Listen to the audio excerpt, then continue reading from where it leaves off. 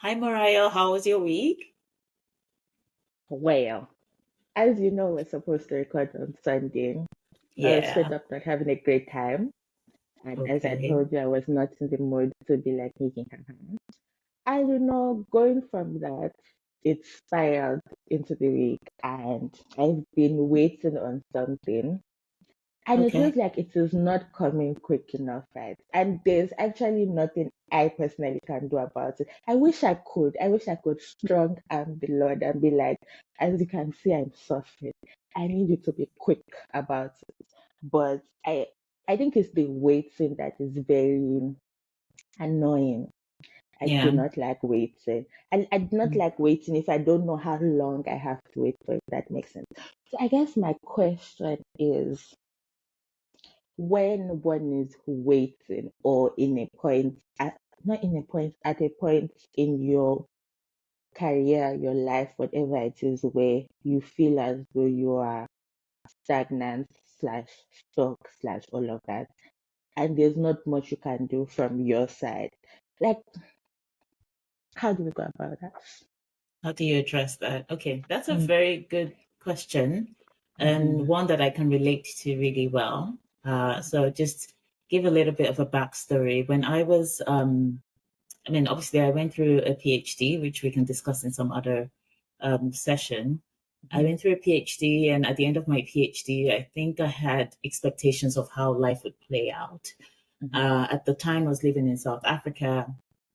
And so I had built up a lot of dreams for what my life would look like post this PhD and all the fun things I wanted to achieve. But I ended up working at a place that had a very toxic culture. I was very, like, I enjoyed the job itself, but the culture had a bigger impact on me. And it also just felt very repressive at some point. And there was a need for me to start thinking of how to move ahead and move forward. And nothing was working out. So I have to ask you a question. Have you gotten tired of praying yet? You know, People don't usually want to answer that question, but it's a question I need to ask you. Have you gotten tired of praying? I feel like at this point in my life, actually for a while, I have, when I pray now, like I can believe God for other people, right? Like if let's say, for example, my mom calls me and she's like, I want you to agree with me on my dad or whatever. I can do that. I have faith for other people. However, in regards to my own life, I feel like I'm praying and I'm asking God, listen, see, you, as you can see what's happening. It's like, I see your message, I read it, but you know. Ed, So at some like and it's like blue tick, and like at some point, like even this week, I was like, you know what? I have nothing more to say. I did have a little chat with God today. I'm like, you can see what is happening. Even you know. Don't let my enemies laugh at me. But in terms of like praying seriously, my mind is not in it because low key, I'm like, it's just not but happening. to answer your Mm. question, I don't know if that answered your question, but You did answer my mm, question. The reason why I asked you that was like when I was going through that phase myself, when I was post PhD, and you can attribute some of this to post PhD depression because some mm, people get depressed after they complete something big like a PhD.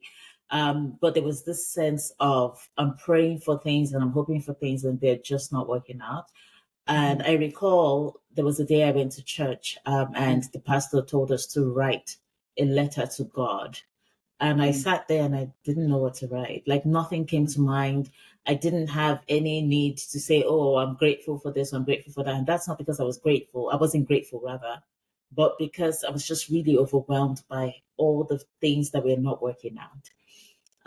And I ultimately came to a point where I adopted a different mindset. And that mindset was that I can't control what happens to me, but I can do my best to make sure things change. And so I can't control whether or not something like an application is going to work out in my favor, but what I can control is submit the application, right? And hope for the mm, best. And that attitude, I think, detached me from prayer as a Mm. thing. And I'll tell you, I know that sounds dangerous, and a lot of people watching this probably think, oh my God, are you saying people shouldn't pray? But I realized that a lot of the time when we pray, we also work ourselves into a state of anxiety. And that's because your prayer, especially when you're hoping for something to work out, is a list of things that you want to work out. You're praying to God, God, please, I really want this, I really want that. And then it doesn't happen. So you become more and more anxious because you start asking yourself, am I not being a good Christian? And am I not doing the right things? Am I not fasting enough? Then you see other people who are getting their prayers answered just like this. And you're just like, what did I do? Am I a And mug? Like, as you can see, I'm also suffering. What about am I a me? feather? What's going on? Exactly. And that's the thing. Like Mm, you become it actually makes you very anxious, makes you very mm, depressed as well. Because mm, like you said, you have faith for other people, but mm, not for yourself. And I was exactly there. I remember there was a pastor, Pastor Paul Scandon, who preached a sermon at my church then and said, there are people here who know that God can do things. mm, They have faith, but they don't believe God will do it for them. That he mm, would do it for other people, but he will not do it for them. And you walk around feeling like the rejected of the earth. Is that when things are not working out the way that you want, mm, if you are religious, there's a tendency to rely on religion as mm, something that should be a solution, right? Like if you mm, fulfill all these things, like why aren't things working out for you? And that makes you depressed, makes you angry at God because things not working out. But I've come to believe, mm. yeah. I think for me, it isn't I think I hear what you're saying, right? I think for me, growing up, it was always a thing of it's not like you are asking God for something, right? But because Mm, you pray, you do you have a relationship with God. God is your heavenly Father. If you ask, for example, the way I see it, right? If I was to ask my dad for something or my mom for something, will they deny me? Unless it's like mm, terrible. No. So that's like my whole thinking. But like in 2018, up until 2018, like things were relatively going well in my life, right? And not 2018, I'm lying. Okay, never mind. 2021, right? I had failed my board exams. The shock of my life. Because I'm like, I remember. what do you mean? Big Yeah, anyway, yeah, so I that's think this was the first crack in terms of me praying for something, me believing God for something, and then it doesn't work out. And I think mm, after that, it's my perspective kind of changed in terms of there was something my dad had said that if he prayed and fasted to write my exam, that will he pass? I'm like, no. And he's like, why? And he's like, well, because you are not in it. You didn't. There are certain things he had you're to not in the field. do. Yeah. And I took that and I was like, okay, what did I do wrong and all of that. But I think like Mm, now where I'm at, it is not necessarily what am I doing wrong. God has been faithful in the past and he continues to be faithful, right? But there's this thing of I feel as though with prayer, right? It is not necessarily asking God for something, but it has gotten to that point of I mean, you are all knowing and all powerful. Why can't you do this for me? Do you get what I'm saying? mm, And like now, because it is not happening how I want it to happen, I'm in a I'm in a position of I'm in a position where God has done things in the past, right? And I don't think it was because I was asking. Do you understand? And all of that. But I cannot like separate the idea of okay, but what if I didn't ask? If what I'm saying makes sense, right? So it's a yeah, I get thing that. of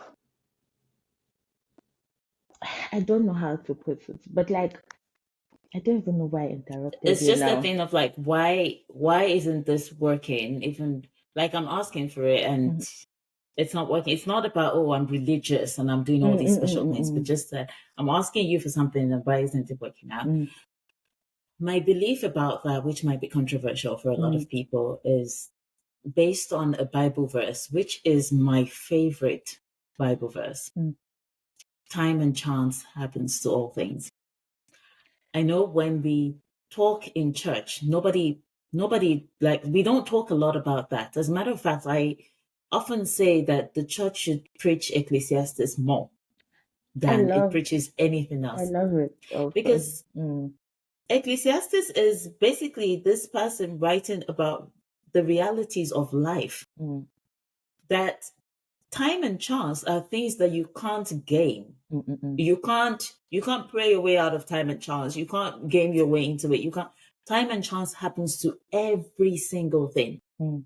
Someone can arrive in a place, say at 9 a.m., and have the worst possible day. And the person who arrives after them at 9:30 happens to meet somebody who expedites things for them and everything goes smoothly. Because time and chance happens to a lot of people. I think find it to be a bit scary, especially if you're someone who's been raised religious. The idea that time and chance could happen to you when you could really just pray your way into things. But I realized that time and chance is one of the laws that governs the world that we live in. And that's something that Solomon really understood really well. And that's why he put it in the Bible. But for some reason, we just don't like to discuss time and chance as a thing. So my big thing for people who are going through a point where they feel like things are just not working out for them the way that they want is to keep doing what you can. So think of the serenity prayer. God, give me the ability to accept the things I cannot change and to change the things I can. And I think wisdom to know the difference. I think that's how it ends. And I will say that much of my happiness in life going through, I mean, when I went through my 20s, I was exactly in the same place as you. I was really like, why is everything not working out? I'm praying. I'm even an usher at church. And God doesn't like me, but he likes everybody else. I've cried to my friends on many occasions. I've done all kinds of things. But ultimately accepting that there are things I am in control of, that God has given me the agency to handle. And there are things that I cannot control. And knowing the difference between those two things has really, really changed how I deal with disappointment. There's also an aspect of being a stoic. I think I've sort of slowly become a stoic. I can't say I'm fully like extreme stoic like a lot of people might be, but I've become a stoic in the sense that I now have a sense of detachment to things. I so And wish. I know that I so wish. I want to be nonchalant, but I'm very chalant against my best wishes. You know? I I have a sense of detachment, and I feel like in a way it has also helped me to deal with disappointment. Like I would pray for something, or I would say, "Oh, I really want to do something. I want to achieve this." And if it's something that's not within my control, then I detach from it. If it's something within my control, then I'm gung ho. Like I'm like, I want to do this, so I'm going to do it. But the one that's not within my control, I'm Can I just like, also I would ask? really like for this to happen. Yeah. In terms of control, I feel like control is like an elusive concept because truly, are we in control? Do you get? Like, I get like the thing you said about you can control, like, for example, if let's say you want to change your job and you're expecting, you can control, like, you can apply for things. But then on the other hand, I get that point. But like, truly, are we in control? It's like That's that that is a good philosophical super, question. was it super story or something where they're like, we are all pencils in the hand of the creator. In the Like, hands of the creator, I yeah. went there, I was so frustrated. I said to my mom, I have put myself at the mercy of God. Anything that God wants to do, that's okay. But then again, the night after, I'm like, God, I'm begging you. Do you get? And I like, I am That's begging you. So at the end of the day, it is that thing of what is really in my control, truly. I can do, but is it that's in my control? You get what I'm saying? that's a good question. Mm-hmm. That's a good question. And I would say that, I mean, this probably sounds very cliche, but reactions to things that are not in your control is within your control. And I know that that's crazy. Uh, because sometimes your reaction can feel like it's not within your control. So, for example, I'll give you an example. I just recovered from illness, but I have a condition, a health condition, And typically I'm just like, okay, I have to deal with this, I have to deal with that. But recently I became so overwhelmed, I started crying on the phone with my mom. And she was so shook because she was like, ah. And I think that was the first time where I wasn't controlling my reaction, if that makes sense, right? Because I was just really overwhelmed. But for the most part, I find that even though I'm not in control of things, I can only just control how I choose to view them. I can feed myself a good story, if that makes sense. So I should be And I know delusional, is that's what not you're easy. saying. Being the Lulu is the Solulu. I don't know if you've heard that, Say, but that's the say, new way. Being say, the Lulu is the Solulu say. because it will take you. I mean, I'm not saying people should go around being delusional and like go to Bill Gates and be like, marry me or whatever. That's not You never the level know. of Delulu I'm talking about. But the thing, that's the thing, my problem. Like, I see the way in which I'm going by. Like, anyway, carry on, carry on. But I just want to say the where you are at right now, the feelings that you have right now at this moment, I had the exact same feelings for many years. Yes, For many years, yes, for years. God, I'm I'm not even big. kidding. God, I'm begging you. I I remember there was a time. No, don't worry. It really does make you a better person. I think those years made me. You know, What? Let me say what I was. Why are you scared? hey, you know, sometimes when you said many years, I thought about Job in the Bible. God, please, I am. No, not not that bad. But I was going to tell you a story that I just remembered.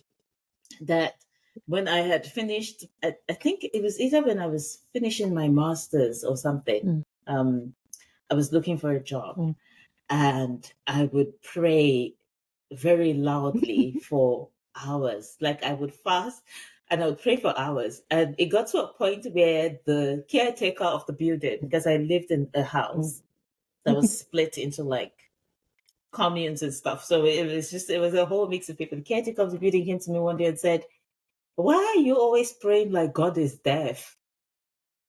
And that's how bad it was. Like I would pray, I would be screaming down the heavens because I was really like, this cannot be my life. God, please, I beg you. Like I had reached the point where it was like I was going to die if things didn't work out. And I tell you now that what he said to me when he said, why do you pray like God is deaf? Really stuck with me because it first of all showed how things working out is not really about whether or not you scream down the heavens or you say a silent prayer. It has nothing to do with that.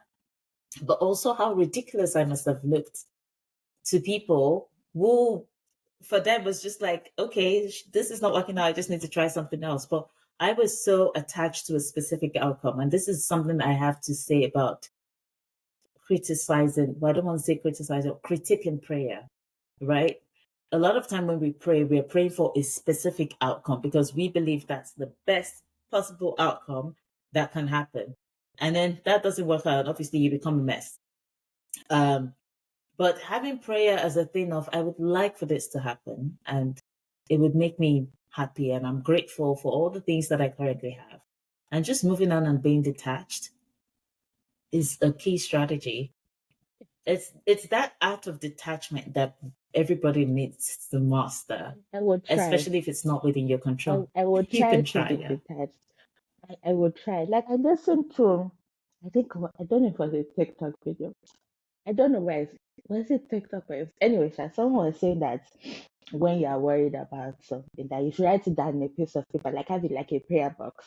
You write it and then you Mhm. put it in a prayer box. And when you are stressed and you start thinking about, you should go and collect it and say, God, I'm taking it out because I want to be stressed about it. Now I thought about doing that as far. Maybe if I put it in a box, like my brain will be like whenever because like the act of physically going back to pick it up means that actually God, you know what? Thank you. I can handle it by myself. So I feel like I'm going to do that to practice attachment. I don't know if I will succeed because I tell myself I don't care. Yeah. I don't care. And at night I'm like, hey God. No, you're already starting out. You're already starting out. And I think that's one of the first steps to becoming Mm, stoic. That sense of I can't control mm, this, so why would I spend my time worrying about it? That's mm, really what it boils down to. You can't do anything about it. The best thing you can do, for example, say you want a mm, job at a specific mm, company, is do your research and prepare a mind blowing mm, application. But you can't control whether or not they will pick up your application mm, or whether they will say, we are no longer hiring, we want to freeze mm, hiring. You have no control over that. mm, The only thing you can pray for in that regard is to say, I really hope that this works out favorably for me. But mm, even then, that is still up to chance, right? And while you might be praying for that specific outcome, there might be an indication that that's not going to work out well for you and there's something better. mm, I'll tell you, when I did my policy program at Cambridge. And remember, I told you that I was really like, oh, mm, Oxford. When I got into Oxford, I was like, oh, Oxford, Oxford. During the program, we took a trip from Cambridge to Oxford. And I told myself, I don't think I would have liked it here. And that's not because Oxford is bad. Oxford is excellent. But based on how it was mm, set up and compared to how my class was mm, set up at Cambridge, I really realized I loved my class at Cambridge. mm, I had a good relationship with all my classmates. We were a smaller mm, class. I think we were just 35. And the Cambridge class was about 120. mm, Now it was easy to build a relationship with maybe, let's say, 30 out of mm, 35 people. But I don't think I'd have been able to do that in a mm, class that was mm, 120. And so I ended up having a better mm, time at Cambridge than I think I would have had mm, at Oxford. And also Cambridge is smaller and it's mm, like a little storybook town. So the point I'm trying to make is that you sometimes the thing you're attached mm, to, the outcome you're attached to, where you're like, oh, it mm. must be this, it must be that, and you're praying for that. When that doesn't work out, you become depressed. Might not be the best outcome, and that is why detaching is You see, important. You need to say, I hope this mm. works out, but if it doesn't, I believe something better You will know what come. my problem is that that story now that you said with Cambridge and Oxford, in my mind, I want God to show me, okay, if you do Oxford, it's going to go like this. If you do Cambridge, it's going to go. As you can see, Cambridge is better for you. So, you get. Because now, if you like, I know it doesn't work out like that, obviously, but I'm like, okay, but tell me that that was not going to work out because X, Y, Z. So, therefore, you get what I'm saying. But I know it doesn't work out like that, right? But anyway, I Yeah, guess. and Mm, that's why I think we had a question about, like, I don't know if it was a question that was submitted to the mm, Google form or if it was something that had to do with a mm, discussion I had. But someone had asked me, like, what is the link between mm, having faith and being a mm, stoic? And I said, being a stoic actually means you have faith, mm, because it basically means you detach from things, but you hope they will mm, work out. Whereas but when people are like, oh, I have faith, it's usually the sense of, I want this one thing to mm, work out. And if this one thing doesn't work out, then my faith has taken a hit. mm. But when you're a stoic, it's like, I would like this to work out. If it doesn't, I believe something good will I'm come. trying to think. Mm, When I applied for, I'm sorry, you trying to want to say think of the something? definition in the Bible where it says faith is the substance of things, so Evidence of evidence of things things. not seen. So, like in my mind Mm. now, evidence of it is like as I'm envisioning it, like when it now comes to pass. That is faith. Do you get what I'm saying? But I see what you also said. You were saying. Yeah. Yeah, I don't Mm, interpret that verse that way. When people say faith is the evidence of things not seen, I interpret it as whatever move I mm, make in life, it will work out favorably for mm, me. That's how I go through my life now. I'm not so attached to the outcome of things. There are certain things I'm sort of mm, attached to mm, mm. because it would feel good to have them. Like, it can be like, oh, it would be nice to win I the so lottery. There's wish. no other alternative to that besides marrying a I want billionaire God to who try me wheels out. me, I don't know, He should a whisper 100 million. numbers into my ears. I will not be proud. God should try me. Do you Mm, understand? I do. Yes. So those kinds of things, like, you might be like, Mm, oh, I'm actually attacked. This is something. But in terms of like mm, my actual life and things like that, I go through life with the sense of I want something. If it doesn't work out, I trust something good will happen. And I noticed that I had become this stoic thinker. I don't, like, again, I'm not an extreme stoic, so I'm not a master on the subject. When the funding decisions for Cambridge, LSE, and Oxford were supposed to come out. So Oxford came out first, and I didn't get funding. And I remember feeling sad, but not as sad as I thought I would be, if that makes sense. Like, even though I had said, "Oh, Oxford has to be the one because it's number one, Cambridge is number two." By the time that decision came through, I wasn't, I don't know, floringly sad, if I can put it that way. I was just like, "Oh my God, this didn't work out." And I remember saying to my friend, "I really feel like things are not working out for me." But the sadness didn't hit me at the bottom of my stomach like I thought it would if things didn't work out. And I already knew I wasn't going to get LSE funded. So all my hope was in Cambridge. And obviously, by the time it was May, June, and I didn't hear anything from Cambridge, I also just thought, okay, well, things haven't worked out, but I have this new job. So I'll just continue with my new job and I will see what happens with my life. And that was when it hit me that I've adopted a detached mindset to things. And I think that mindset comes from being disappointed frequently. To be fair, my first disappointment, I'm like, meaning what? There must be a mistake. I'm like, I'm going to sleep and I will wake up and Saka would have changed their mind.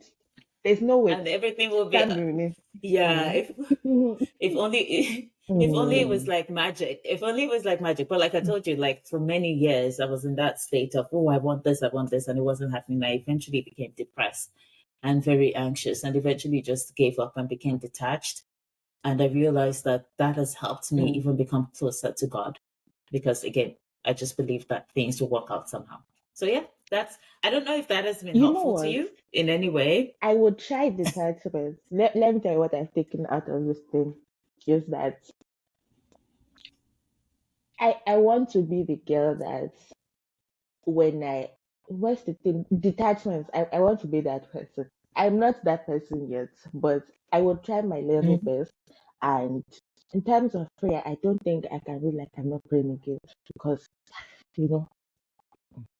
But I think I will change the way I pray in terms of not asking and all of that. I think I will adopt because this past week my mom was like, no, maybe you should just think of something you're grateful for every day, and I do that. I think I would be more. I'm quite honest and in what I am grateful for, but I think I will continue to do that.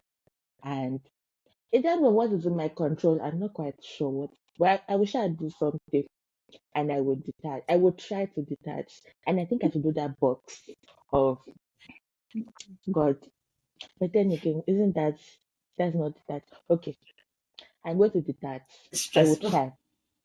I will update you next week on how it is going. I think I think the big learning is to detach from the things that you can't control the outcomes of, because those, no matter what you do, like nothing's going to happen by your own power. So there's no point. And with regards to prayer, I think the big clarity I should put out there is that it's not that I don't pray at all. I pray, but my prayer is very different. My prayer is no longer reading with all the 10,000 requests. I already have a belief that everything will work out for my good. So my prayer is not necessarily about that. My prayer is usually for things like, if I'm going to a public speaking event, I'm always like, oh God, please be in my tongue and my speaking, this is a prayer I learned as a child, be in my ears and my hearing, be in my head and my understanding. So that when I speak to people, I'm not just going off course and saying all sorts of nonsense, but I'm actually speaking to what they want me to speak to. So that kind of prayer. Or waking up every morning and saying, God, I'm grateful for another day. Or being in a bus and just saying, wow, I'm really grateful for where I live now. I'm thankful. I really love my job. God, I'm thankful. That's the prayer for me now. And I would say it's really changed my life and how I relate with God, because I walk around with this assurance that God is with me, regardless of what might be going on. So it's easy to detach as well, because I'm like, doesn't work out, something good is going to come. Okay, maybe if I adopted that and I feel like in my mind, it's like I don't know, a lot is going on in my. I feel like I should journal, but I would try to be detached. I would try my level best. Okay. But you see, my All right. problem is this that in my detachment, I'm like, okay, if I detach, God's not going to do it the way I want. Because that's what I was thinking now in my head, which is not right, you see. But no problem. I see what you're saying. I'm with you. I will come back with a testimony next week in Jesus' Yeah. name of my detachment. Mm, Yes, please. And also just want to say like the fear of detaching and changing how you pray and all of that, mm, like thinking that it will make things worse, is really just still a fear of you not being in control. You believe that by praying in a mm, specific way you are controlling things, but you forget that time and chance are happening to mm, things, and then there's the God's favor that smooths things out for you. So that fear, mm, I think, is a very religious fear that a lot of people who are raised in religion have. I used to have it a lot, but I believe it also comes from not that is a trusting good, I hear that God you. is going to I work hear. things No, out no, for no. you. I'm with you. All these things you are saying, it makes sense. I just need my brain to connect and be like, okay, I'm with you. It will, God, that it will, big. and it Like won't take this many years, so past don't few be months, I'm afraid. like, sometimes when things are happening, I look into my imaginary camera. I'm like, shit, you can see. You are seeing what's happening. You are aware. But no problem, no problem. No, Thank just you for taking the time yeah, to say just this, have faith. Lord. Thank you No, so much, thank Mariah. This you. has been I should be great, thanking and you. Right. Thank you. but Mhm. Mhm. no, I'm glad we got to do this, and obviously we'll do a lot more. So for those who have watched Mhm. this, if you've enjoyed it, make sure you hit the subscribe button and also rate us on 5 stars, 5 Spotify stars. and Let Apple us 5 Podcasts. We are on stars. all the podcast platforms. Anything else, keep it. It has to be 5 stars only, Yeah. obviously. Thank you. And yeah, and please submit any questions that you have. We've put up different themes, and I think we'll edit the themes. So if you've submitted a question before, but you feel like you now have a follow up question, you can go in and submit that. I think we will open our next Sorry, what did recording you say? with some of those questions. What do you think, Mariah? Yes. We'll open our next recording with some Yes, of the let's do that. questions that people have submitted. Yeah, that might be. That's if we get questions. If Either we way, don't, I we'll will just go always into have whatever something else to that we say. want to Okay. discuss. But Thank this has you. been lovely. Bye.